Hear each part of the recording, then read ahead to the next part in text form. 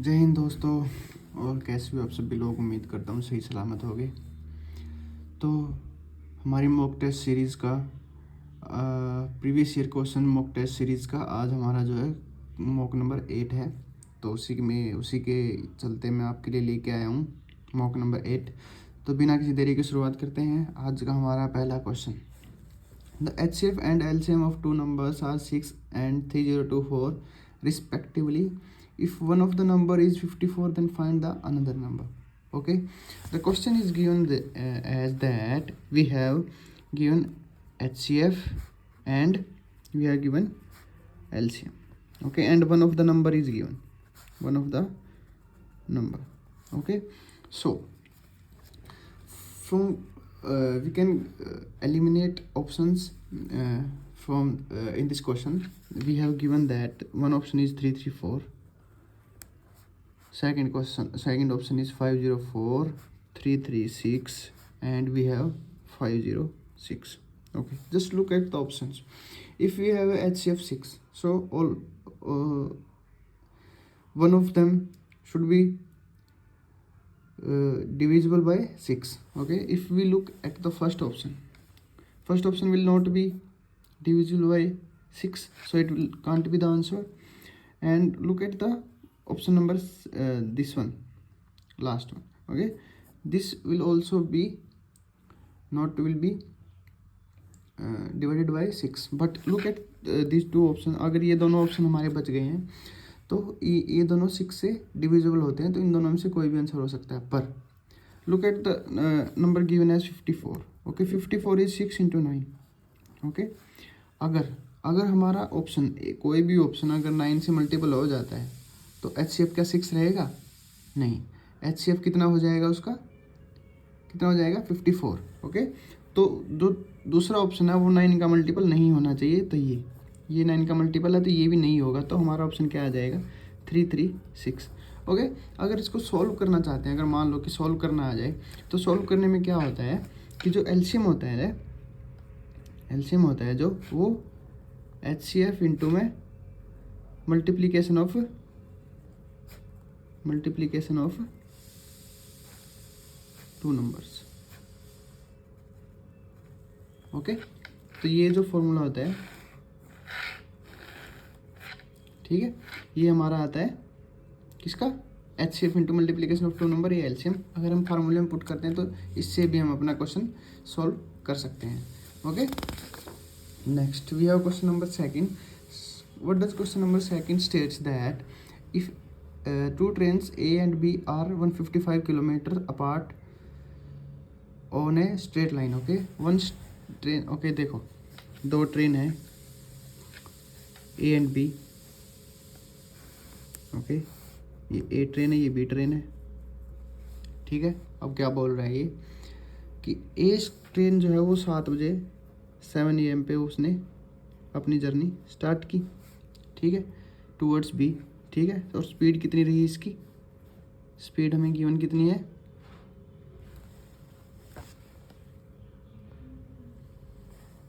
Speed is given as कितनी given है?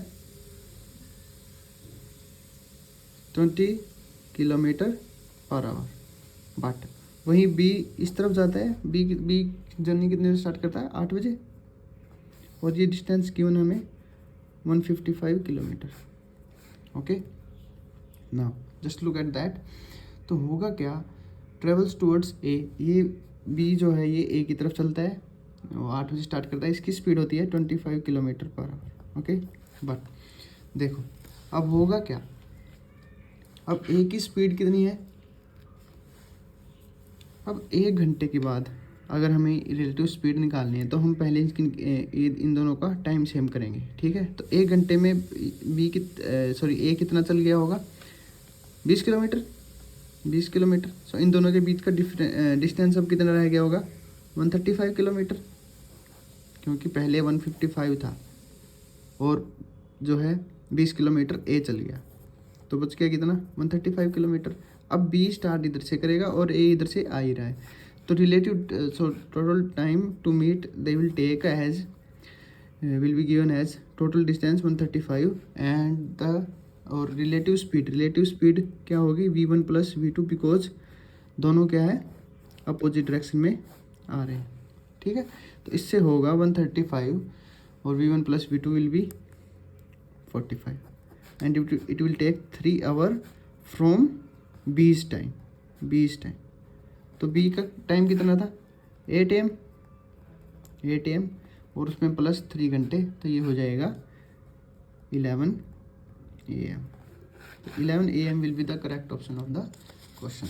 Okay, next question is given as find the what have been asked is that which of the following is the divisible by 24. Okay, for divisibility rule of 24. Okay, divisible 24 किससे मिलके बना है 3 into 8. Okay, तो option जो है वो 3 से multiple होना चाहिए और 8 से मल्टीपल होना चाहिए।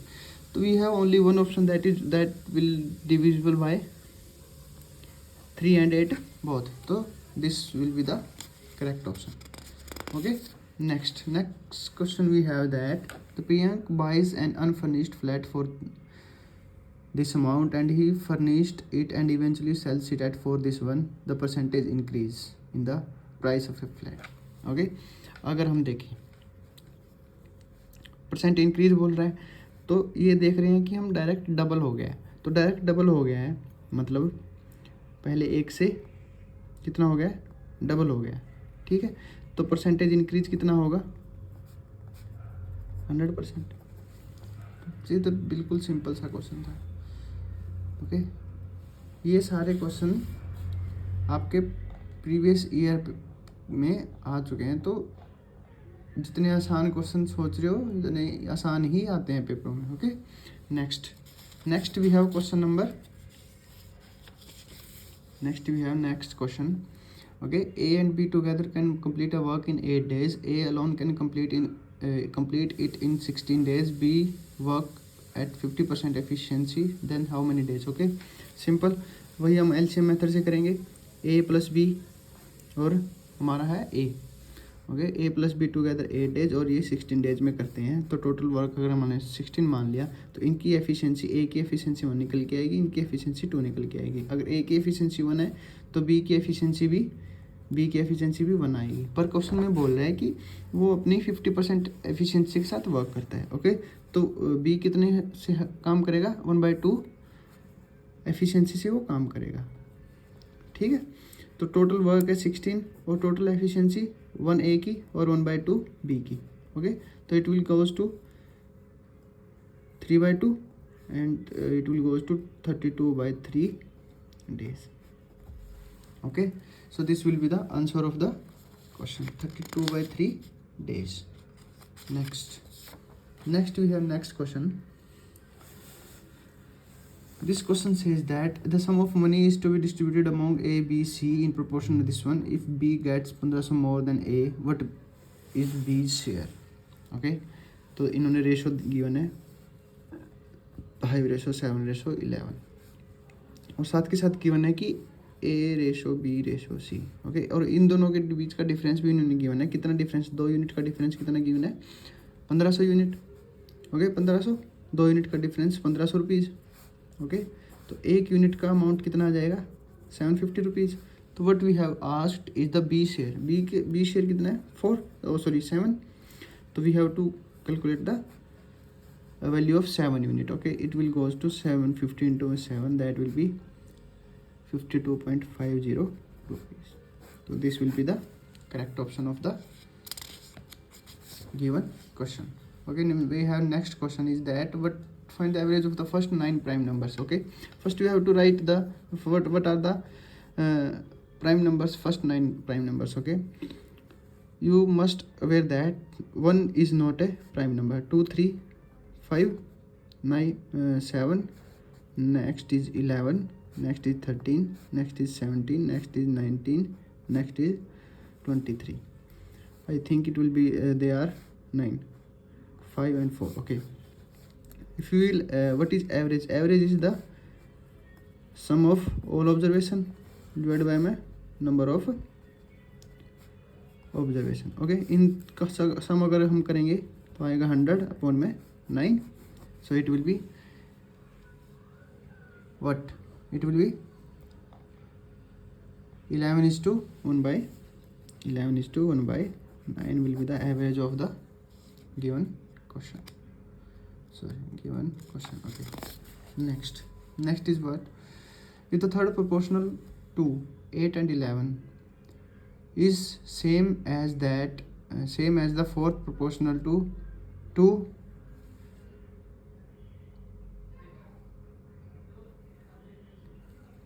same proportional to 8 and 18 and is same as the fourth proportional to 2, 81 and this one, find the value of x. Okay, now first we find out what is the third proportional to 8 and 18. Okay, 8 and 18 का third proportional क्या होगा? That will be b square upon में a. c is equal to b square upon में a. तो b हमें given कितना है? 18 का square divided by में 8, then it will goes to 81 upon में 2. Okay, next we have fourth proportional. Fourth proportional is something like that is 2 into में 81. ये c की वैल्यू हमें गिवन है x स्क्वायर प्लस में 2x प्लस में 2 and this one is the fourth proportional. Now it is given that third proportional and the fourth proportional are equal. Okay, so it will be 81 upon में 2. This one cancel out, this one and this one also cancel out. तो x square plus में 2x plus में 2 will be is equal to 1. Okay, तो x square plus में 2x and it will that will be 1 and is equal to 0. Okay, now x minus 1, दो factor आएंगे x minus 1. Okay, sorry, x plus 1. So x की value होगी कितनी होगी? -1. Okay, तो x की वैल्यू कितनी हो जाएगी? -1 will be the correct answer of the question. Next we have Ratnesh purchased a bike for 64,000 and sold it for this one. What percentage of loss? What is loss? Okay, तो हम क्या कर लेते हैं, हम इनके ले लेते हैं CP/SP की रेशो ले लेते हैं, जो होगा 64,000 डिवाइड बाय में 60,000. ओके, ये यहाँ से कैंसिल होगा and it will B, you can say that यहाँ पे होगा 4 का लॉस. कितने पे होगा? 64 पे इंटू में 100 करेंगे तो ये कितने पे जाएगा? 16. और 100 अपॉन में 16 की वैल्यू जो वैल्यू होती है वो होती है 6.25%. ओके, तो इतने का लॉस किसको होगा? रत्नेश को होगा, अगर वो अपनी बाइक 64,000 की खरीद के 60,000 रुपये पे बेच रहा है. Okay, next we have a shopkeeper found that 1 minute. A shopkeeper found that the selling price of the product is 90% of the cost price. Okay, the selling price is 90 rupees per kg. So in order to get a profit, he weighs only 800 grams in place of 1 kg. Okay, determine the, देखो क्या बोल रहा है ये. We have a shopkeeper क्या वादा करता है कि 100 का सामान वो कितने में बेच रहा है? 90 रुपये में. ये मैंने कैसे निकाला? अब मैं आपको बता देता हूँ कि सेलिंग प्राइस क्या है? 90% ऑफ CP है. SP is 90% of CP.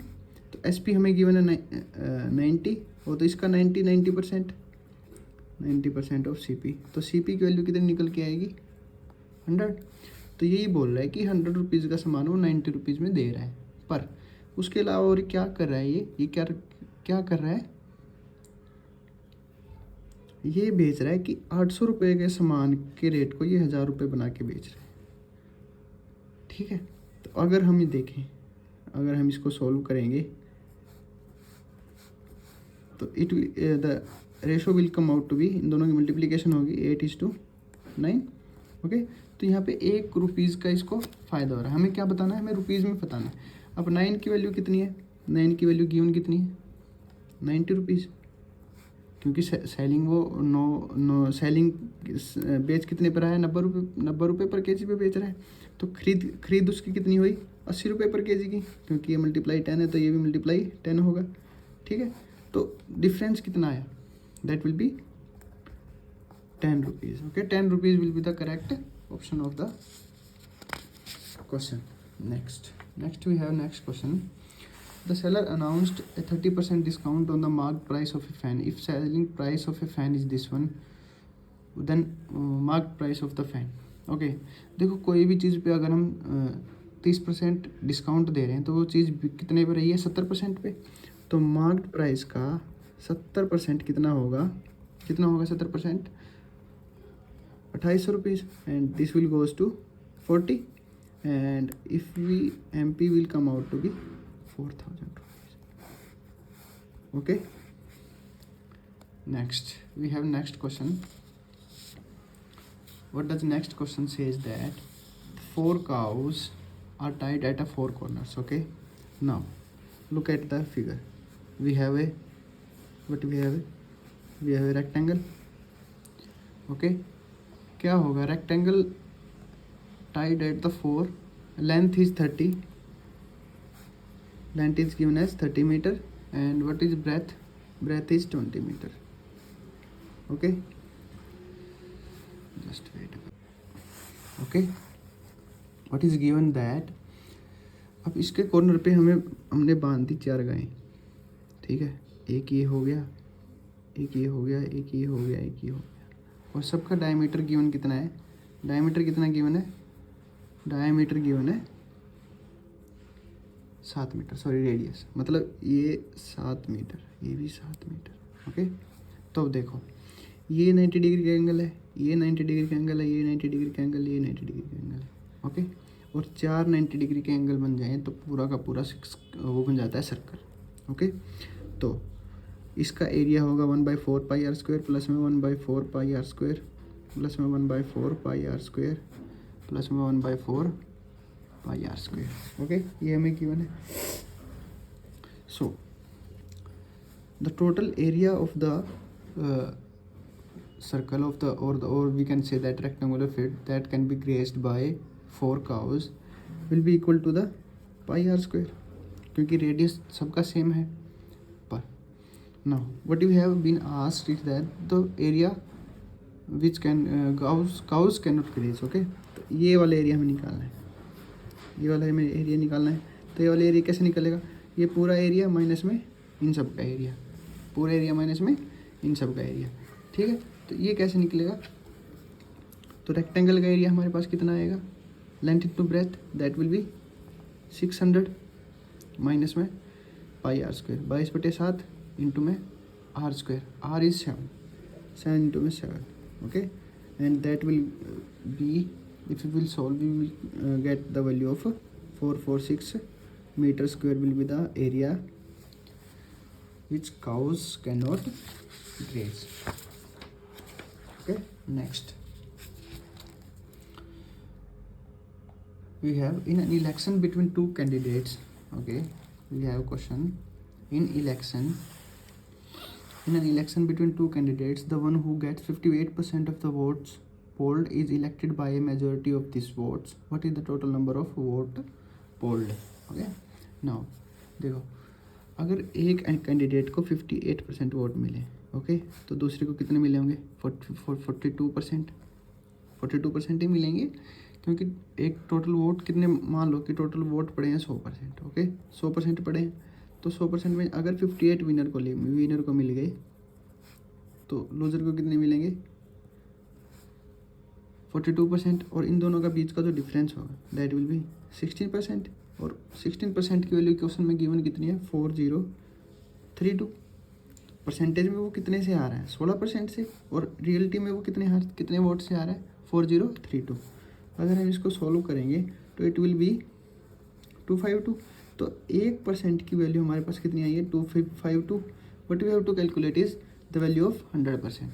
तो value of 100% will be the 25200 votes. Okay, understand? Now what we have question, next question is that after a discount of 15% or 15% on the marked price, the profit percent is this one. Okay, what percent discount on the marked price be there to have 8% profit? Just look at the formula that has been used in the question. We have given that CP upon my MP is equal to 100 minus my D, that is 100 plus my profit. Okay, तो CP और MP की ratio अगर हम निकालें, क्योंकि CP और MP की ratio रहेगी same, okay, and 100 minus discount is 15%, so it will B 85 and it will B 105, that is 17 to 21, okay. ये हमारी रेशो आ गई CP to MP की रेशो। पर इन द सेकेंड केस में क्या बोल रहा है वो, CP MP की रेशो हम सेम ले लेते हैं, 100 माइनस में D, ओके। और प्रॉफिट कितने करने का बोल रहा है, 8%, तो ये हो जाएगा 100 plus P, that will be 108% profit, okay. अगर हम 3 से काटेंगे it will be 36 and 36 into 17, that will be 612 is equal to 612 ही आएगा। अगर 36 मल्टीप्लाई बाई 17 करेंगे 612 आएगा। 612 इक्वल टू 700 माइनस में 70, 7D will be equal to 588 की 88, तो D विल बी द कितने आएगा, 12 पॉइंट समथिंग आएगा, and that will be the 12.6, and we have a option number first, okay। Next question, the difference between the compound and the simple interest on a certain sum of money at the interest rate of 20% per annum for this one, when the interest is compounded semi-annually, okay। Now simple interest direct आ जाएगा। Simple interest कैसे आएगा, R into में T, rate हमारा कितना है, rate हमारा given कितना है, रेट कितना गिवन है, दैट इज़ 20%, और टाइम कितना गिवन हमें, 3/2 ईयर्स, तो इट विल बी 30%, हमारा कितना है, क्या आ जाएगा, SI। वही हम CI की बात करें, CI बोल रहा है कि हाफ ईयरली पे हो रहा है, तो हाफ ईयरली पे एक साल पे कितना आ जाएगा, अगर पूरे साल में 20% ब्याज है तो हाफ ईयर में 10% ब्याज आ जाएगा, ठीक है। तो ये बोल रहा है कि तो इसके 10-10 के कितने स्लैब बनेंगे, मतलब हाफ ईयर ये हुआ, हाफ ईयर ये हुआ, हाफ ईयर ये हुआ, तभी 3/2 ईयर्स होंगे, तो 10% और 3 बार लगा है, मतलब 3 बार लगा है, ठीक है। तो उसका सक्सेसिव निकल के आएगा 33.1%। तो कंपाउंड इंटरेस्ट जो है वो है 33.1%, ओके ना। अब ये क्या पूछ रहा है कि इन दोनों का डिफरेंस, इन दोनों का डिफरेंस हमें गिवन कितना है, that will B 3.1%, okay. 3.1%, percentage में 3.1% है, पर रियलिटी में गिवन कितना है, रुपीज़ में, दिस वन। सो 1% की वैल्यू हमारे पास कितनी निकल के आएगी, 2000, ओके। तो what we have to calculate is value of 100%, okay, value of 100%। 100% की वैल्यू कितनी निकल के आएगी, 2 लाख, ओके, 2 लाख निकल के आएगी। तो the first option will be the correct option, okay. Next is question number, last question for today mock test. We have in 4 hours a boat goes this one along the stream, okay, 12 kilometer along the stream is the, you can say that downstream की value हमें हमारी कितनी होती है, it is given as 4 hours, okay। तो D will be downstream speed will be 3 km/h। वहीं अगर हम बात करें कि 6 kilometre against the stream, 6 kilometre against the stream में that will be upstream and it take same time, okay, that will be 2 3 2, तो U will be 3/2 km/h, okay। what you have to calculate is the speed of boat in still water। the speed of boat x is given as U plus में D divide by में 2, ये concept होता है, ठीक है।